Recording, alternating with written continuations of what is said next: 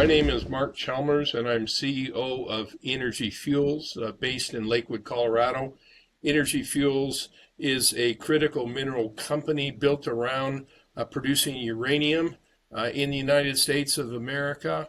And we're really in a very exciting time for the space of both critical minerals and uranium production in the world globally. Troy Boisjoli, CEO of ATHA Energy. ATHA Energy is a large-scale uranium exploration company across Canada's premier uranium exploration districts and production districts. We are advancing our most material project, which is our Angulac project, with an active drill program right now. Guys, thanks for joining us today. We're going to talk about the state of the uranium and nuclear market, and we're going to come at it from different perspectives. And so to help us do that, Mark, maybe if I start with you, and Troy, if you could follow up, give us a bit of background as of why you're qualified to have this conversation for those who don't know you. Well, I started as a uranium miner in 1976, so that dates me a bit. Have basically worked projects all over the world, underground, open pit, ISR, byproducts, recovering uranium from phosphates, and even recovering uranium from monazite, rare earth seed streams. So a global perspective, all sources, all types of minerals, deposits, mining methods. I don't know if that qualifies me or not, but a lot of different perspectives. Let's leave it at that. That's hard to follow, Mark. I haven't been in the space quite as long. Started with Cameco, though. Had the opportunity to come up through Cameco in the uranium sector, explore across portfolio, across the Athabasca Basin into Australia. From there, Matt had the opportunity and good fortune to move into operations, similar to Mark. I was the acting chief geologist at Eagle Point, which was one of their two operating mines at the time, for a number of years, and then had the good fortune to move over and join NextGen Energy and help develop the Rook 1 project from the stage of maiden resource right through to feasibility level stage. Right. Thank you, gentlemen. Right. We should have a good conversation today. And the market's been so very difficult. It's a stop-start for the last few years, but we seem to be getting into the last few yards right now. But the growing support for nuclear, from politicians, from all walks of life at the moment, utilities, energy companies, is growing. The demand seems to be there, but I think the one thing that they would all agree on, that jurisdiction is important. So we're sort of having a sort of North American focus today. Mark, a lot going on in the States. What do we need to know? Well, I think it's been a long hiatus in terms of people producing uranium in the United States, and you've got a number of companies that are restarting their operations and ramping up their production. And I don't think it has been without hiccups. And people have been experiencing the difficulties of getting projects restarted, getting the people in place, whatever it may be, permits or restrictions on getting back up to speed. It takes time to get that momentum reestablished. So I'm seeing certainly everybody's focused on new production, and I think people are also focused on the fact that talking about new production is easier than getting new production. So very dynamic, but we're definitely seeing a focus on emerging either new producers or past producers. Right. Okay. But sticking with the kind of the American perspective, obviously the politicians seem to be waking up to this across the aisle support. And the money seems to be actually manifesting finally. For you, what are you seeing? Are you having conversations? Well, I mean, I think it really goes around this whole bipartisan support, the focus on nuclear being very important, critical as part of the supply of electricity in the mix of electricity and the options that you have. I think the focus on reestablishing integration and being able to get to through enrichment and fuel fabrication and whatnot is I've never seen it as strong as it is right now. The uranium side of things, I mean, people are still pushing for U.S. Produced origin uranium and the focus on reducing dependence on primarily Russia right now. is the focus, and cutting off Russian supply because we became overly dependent on it. So I think there's a number of moving pieces here, but I think the key thing is a growing market and a realization that you cannot get all your fuel from, limited number of suppliers. Right, and I guess to that point, Troy, and maybe give us the kind of Canadian perspective, or give us the advanced exploration perspective in terms of how you kind of feed into that narrative down there. How does it affect your decision making when you're reading all of this and hearing what Mark's just said? I think unpacking what Mark is talking about, that's near term supply side challenges, right? And restarts, supply side challenges coming to meet the growing demand. At ATHA, our time horizon is looking out further than the next 18, 24 months. We're looking out into the next 5-10 year horizon. And from my perspective, we see extremely robust demand being layered on in the nuclear energy space that we haven't. Mark, I wasn't around in the 60s, 70s, but when you chart it, you have to go back to the 1960s, 70s when you had the initial adoption of civil nuclear technology across the Western world to look at demand that is ramping up the way it's ramping up right now in a real way. And with that, you can't see an immediate supply response, even with incentive pricing within the uranium sector. And so we're looking out the next 5 years, the next 10 years, and we're very bullish on the space, and that's affecting our investment decisions right now. That's why we're investing heavily in the projects, in exploration, in adding scale to the projects that we have. One thing that is a big gap here is replacing the pounds that are mined today and that have been mined over the last 10 years, because there has not been exploration going on actively in any big way. And I see that the need for new exploration, discovering new deposits, new quality deposits globally is really a pinch point looking out over the next 10, 15, 20 years, because you got to replace the pounds that you mine, because where are you going next? So, Troy, I think that, the need for a group like yours is getting more important by the day, not less important. Restarts are important, but we got to have a place to go with new discoveries over time. Yeah, and I think the kind of obviously, I think the setup's really important. I mean, Mark, we've talked on multiple occasions about you've got to set your company up based on fundamentals, and I'm sure we'll talk to that today. But likewise, Troy, for you, you weren't poking around old small production projects looking to restart them and bring £500,000 to the market. You've gone big. Why? Yeah, it comes back to the fundamentals, Matt, that we're looking at. I think you look at consensus supply-demand forecasts across the sector, and the gaps are massive. The gaps are massive when it comes to, we've got a rare point in time where we have had a lack of investment in new projects, new exploration, new development stage projects, and a pipeline of projects that's going to replace current production, replacement rate production kind of assets. At the same time as we have demand increasing for the first time and at a rate that we haven't really seen before in the nuclear energy space. So you put those two things together, and that's key to our thesis and core to our thesis, is that this market is going to need and is going to be potentially desperate for large scale uranium projects. And in our view, with what we're working on at Angulac, that's exactly what we're working on. We've got a project that has a historic resource base that we've expanded on significantly over the last expanded the deposit footprint, Matt. We've talked about that a number of times, over the last 18 months. We're now moving into the basin, which is right adjacent to that, and having exploration success, across multiple targets within that basin.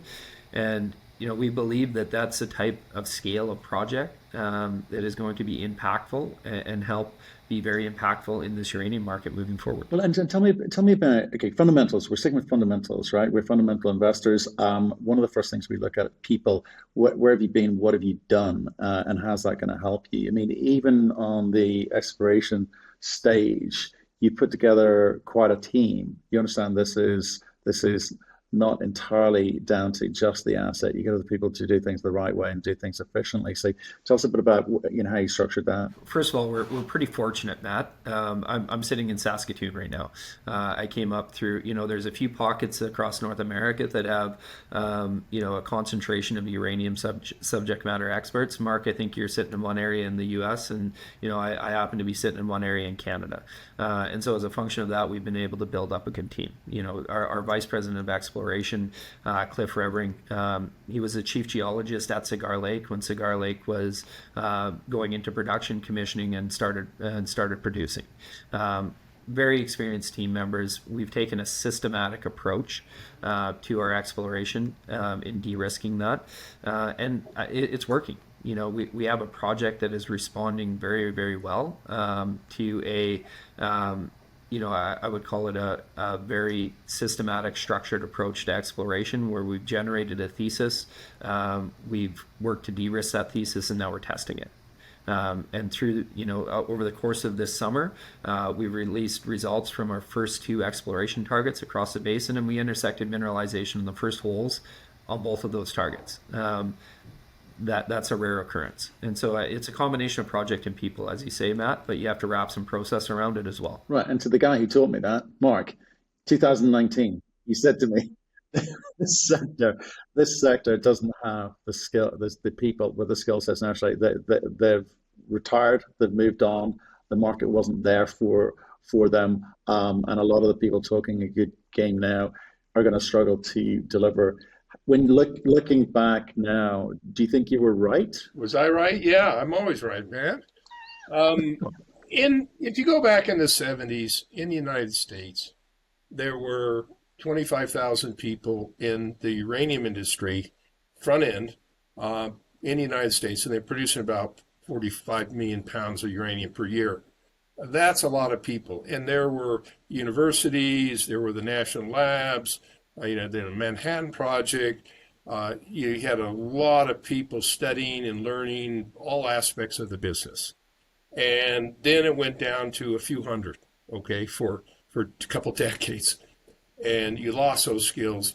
And even today in the United States, I think there's like 500 people, maybe 600 in the uranium industry in the United States. What happened to the knowledge, right? What happened to the knowledge? It's gone. You have to rebuild it. There are a few people left. I mean, somebody like myself, pushing 50 years, and there are others, but it's really, really a lot of knowledge has been lost. Certainly, Canada, Saskatoon, Saskatchewan has been able to preserve a lot of that because these operations have continued to go forward, and there's been other exploration. But we are in a hole now. In Russia, they preserved a lot of that. In Kazakhstan, they preserved a lot of that. But we have a lot of training to do, and we need to get a lot of younger people into the business to learn from people with the experience. It's good to have mentors in this business. So, yeah, I was right. But you can also count out the fact that given time and the right market fundamentals and the right incentives for young people to get back into this type of an industry, you can get there, but you have to keep chipping away and training people and getting people out in the field so that they understand how it all fits together. It's kind of nice to see the politicians actually kind of coming around in the last I'm going to say 4 years through COVID, which makes the likelihood of people wanting to work in this sector more likely. Because it's a long path. There's like I say, we need the youngsters kind of coming through and getting into this. Are you seeing that from an American perspective, Mark? You're kind of close to some of these politicians. Do they understand some of the issues, and what do you think they can do to help? Well, I don't know if a lot of politicians understand the issues of the uranium industry, but they're trying.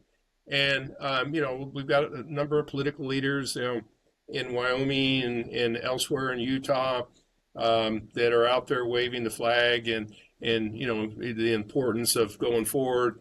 And I think that I think the key thing that is happening now is I think that the negative stigma of the nuclear industry is slowly fading in the past. I think people are becoming more comfortable with the industry, more comfortable with the importance of the industry, and also I think the focus on like data centers and whatnot. So it's becoming more mainstream, and I think that is better for a lot of younger people. That it's more mainstream and it's not this taboo, dangerous sector. And I think that's the biggest growth opportunity, that it's more mainstream and it is really a big part of the future, particularly for baseload energy, looking at charging electric vehicles at night and all that. So I think the fundamentals of the industry today is nuclear. There's a new nuclear emerging that is cool.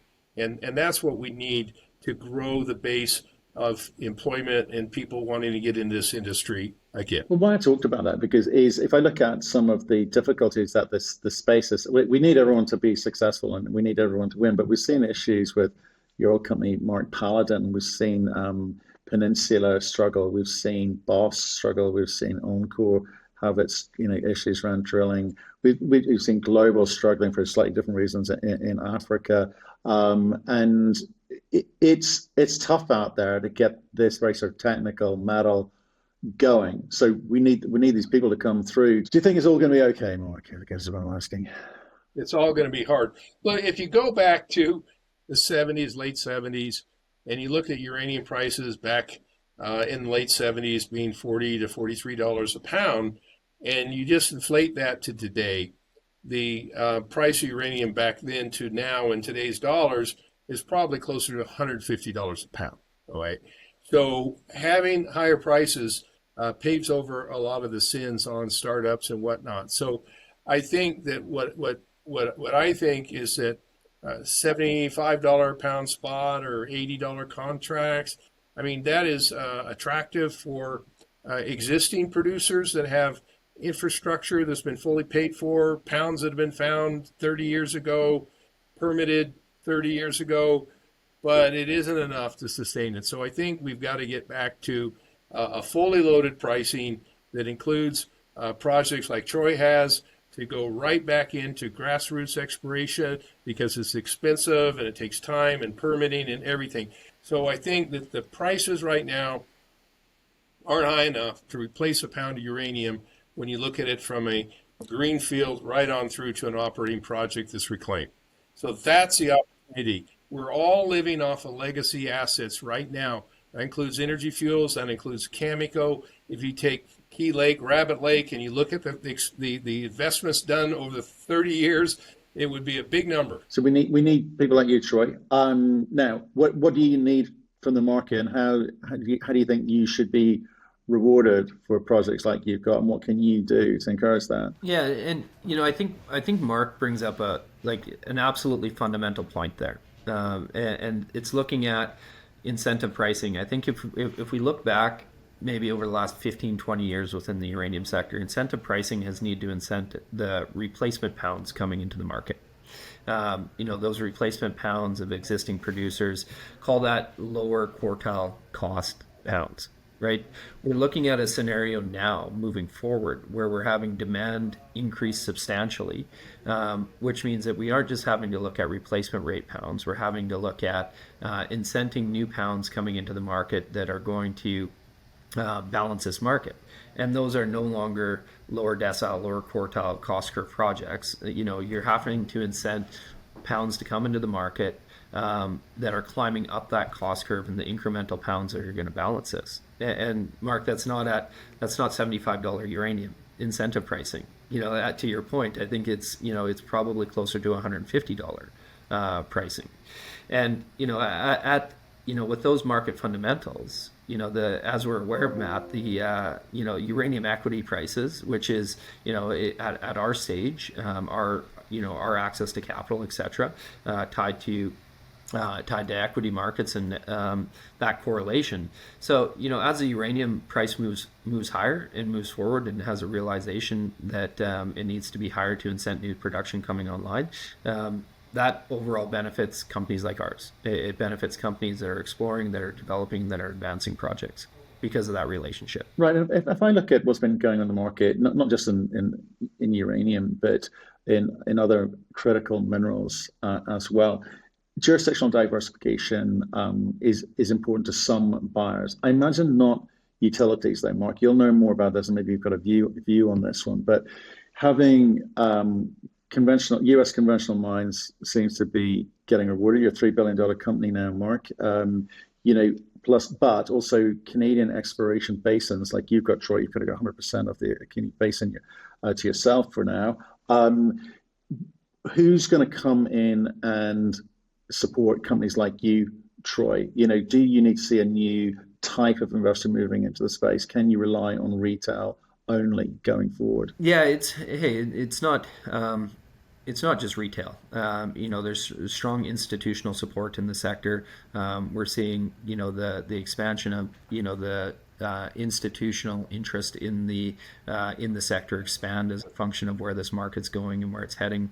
And then, from our side, we anticipate seeing, call it strategic entrants or companies that are producing across other commodities turn a bit of an attention and pick up their heads and want to understand what's going on in this uranium sector, which is it is and has been up until now and where it's going a bit of a niche commodity, right? It's Mark, you've been in the space for multiple decades, and I've been in the space for a few decades now, and it's not an intuitive sector. It takes a while to get up the learning curve to understand how this space works. But based off the fundamentals and the growth in the sector, I expect interest to come in from multiple fronts, not just institutions and larger institutions, but also from across the commodity space. Well, Mark, you got to have a view on that one. You've had some extraordinary buying in the last few days. Do you know where it's from? I mean, where's the sudden interest coming from? Yeah, look, I think because we've got the rare earth, strategy as well. People are more focused on the whole critical mineral base. When it comes to our dependency on these critical minerals that we just kind of let China and Russia do their thing, and people thought it wasn't important. So I think from our perspective, that's where a lot of the interest is coming back in. But I think that, again, that just goes right on back into the uranium space. And I think that in a company like Troy's, that, they're out there exploring, they're updating their resources, they're showing they have pounds in the ground, and hopefully quality pounds with decent grades, decent mining economics, decent scale, and they will get re-rated on that, because where are the new pounds being found? You have to find those, or for the replacement pounds. And I agree with Troy too, that you're not always going to find first quartile pounds. You may find some first quartile pounds, but it may be up to third quartile, fourth quartile pounds. But you need the pounds. You need the pounds. You need to replace those pounds, because the best projects in the world have been producing for multiple years, including Kazakhstan. And when those pounds are gone, where are the other pounds you're going to go to?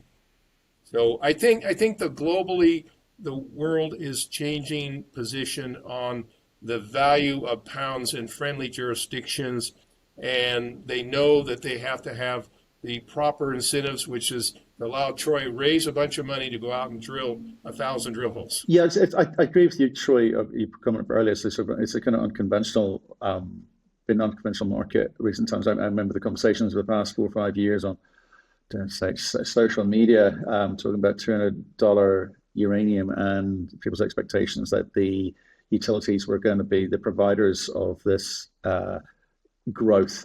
That hasn't manifested itself.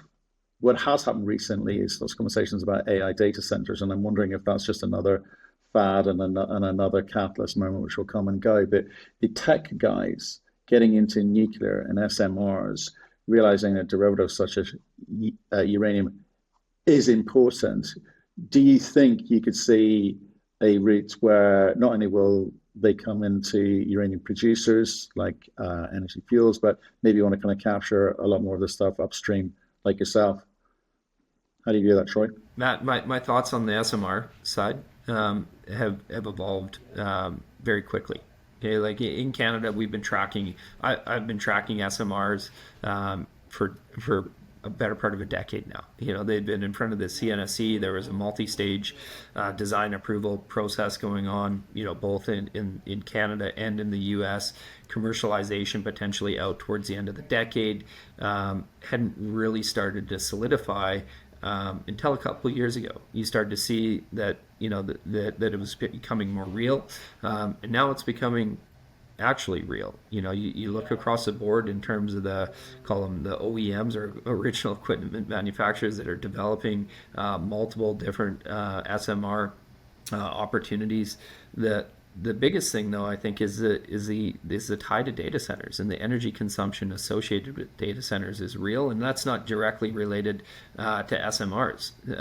That's looking at restart of civil scale reactors in the U.S. as well, and so the demand is real. I think the implication for and the use case and the business case for SMRs is becoming more real, and we're marching towards commercialization.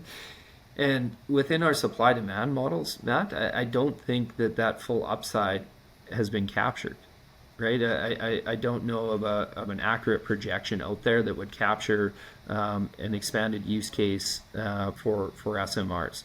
And I don't, I haven't seen at our stage the direct connection between the build out in SMRs and a direct link back to what we're talking about here today, which is a big gap on the supply side, and the supply side risk that happens in the market. We're seeing a bunch of investment in that sector, and I don't think it is yet. And Mark, you would have a better perspective on this, being as an active producer on the contract side and on the sales side, but certainly at our side, I don't believe that connection has been made fully yet. Yeah, look, and I think the connection is that to double the amount of uranium consumption in the world is a massive step, because of just what we were talking about. Is that you've got the best projects operating in the world. They're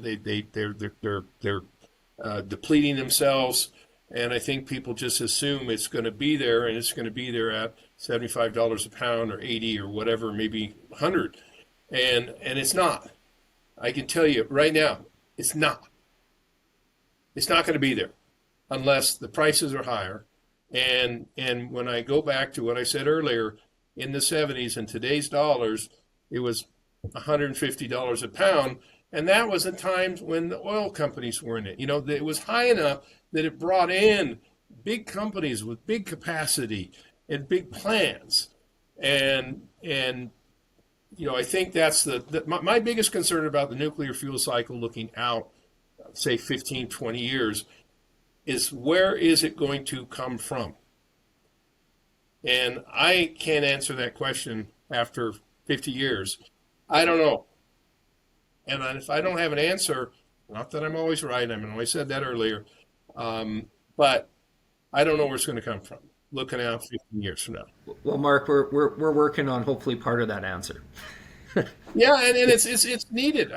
Yeah. We've got to get back to the fundamentals. It's got to be, you got to start from the green grass right on through to produced pound in a reclaimed pound, and that's what the gap's been since Fukushima. There have been new discoveries, but and some good discoveries, but nowhere near enough to supply the future in its entirety. And that's what has to happen. And all the radiometric anomalies, I think the whole world's been flown for radiometric anomalies, which was a low-hanging fruit. A lot of those were developed. Matter of fact, almost all of them were developed that were good. It's getting harder to find those quality pounds. So you got to go somewhere that people haven't gone before, or you got to drill somewhere where people haven't drilled before. So how does one go about creating value in this space, Mark? Because we talk about fundamentals. I think we're all in violent agreement about fundamentals are critical here, and the people behind that, driving that. But we've seen a market having to adapt and change and come up with new ways of being relevant in a market, use your phrase, Mark, from 2019, all boats maybe won't float on a high tide. But they found a way around that, and I see a lot of M&A in the space, a lot of avoiding actually doing any production, and or making discoveries, because those are the things that kind of get people going. So, but I mean, again, how do you read the landscape, Mark, in terms of where true value sits and what you've done to kind of drive that? I'm sure I'll ask you the same thing in a second. I think we're shifting, like in the case of like energy fuels, and I produced a lot of uranium over my career, is that we're going to show that we can walk and chew gum at the same time with our critical mineral strategy, with the rare earths and uranium, and we're going to and are developing our uranium assets, and we'll be able to produce low-cost uranium and scale it up to initially up to about 2 million pounds initially with good margins, and we can deliver that. All right. I think that's where the value proposition of the promotional folks that really have no intention of producing uranium or no knowledge or capability to produce uranium are going to fall to the wayside. Is I think the market is going to see that you actually have to prove you're creating value and you're actually delivering on what you say you're going to deliver. This isn't cocktail talk anymore. You know, the cocktail talk was not completely over, but we got WNA next week, and there'll be plenty of cocktail talk. But I think the real value is the market's going to see who can actually deliver and prosper in this new world that we're in going forward. Interestingly, my view is very much the same as Mark's. Ultimately, it's about, my job is about allocating capital.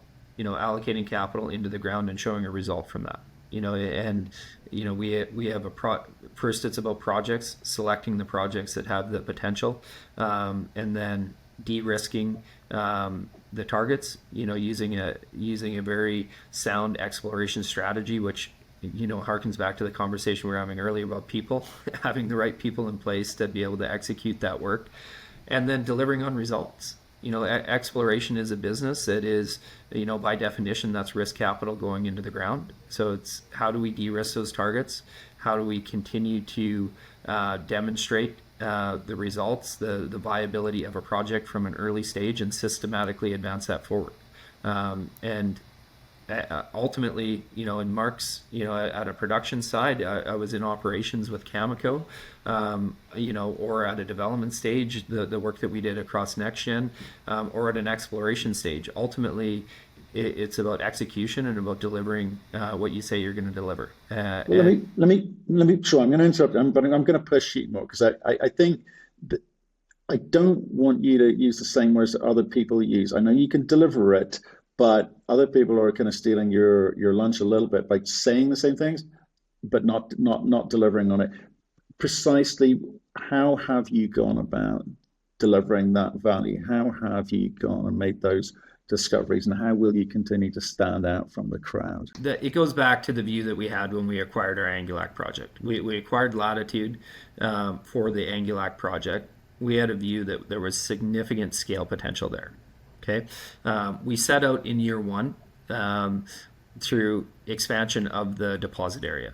We drilled 10,000 meters, 25 drill holes, widely spaced drilling. And when I say widely spaced, I'm not talking about 15-meter step outs. I'm talking about 150 to 1.5 kilometer step outs across multiple corridors. And we intersected mineralization in every hole. We went 25 for 25. Every one of the 10,000 meters we hit mineralization.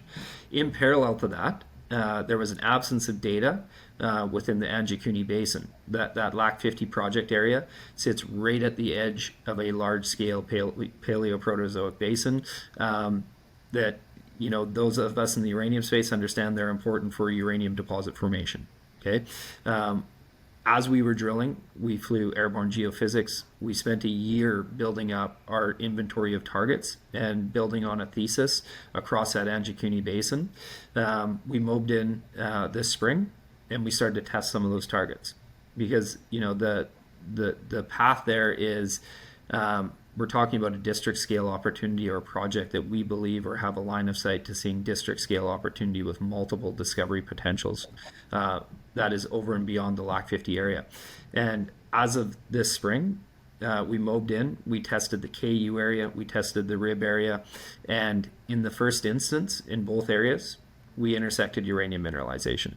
Now, from my years in exploration, in operations, going from generative exploration development, where you generate a target based off geophysics, based off of a structural model, based off geochemistry, that are blind targets, let's keep in mind, and have the ability then to mobilize in a drill and intersect mineralization in the first instance on the first holes in both of those target areas, speaks to execution.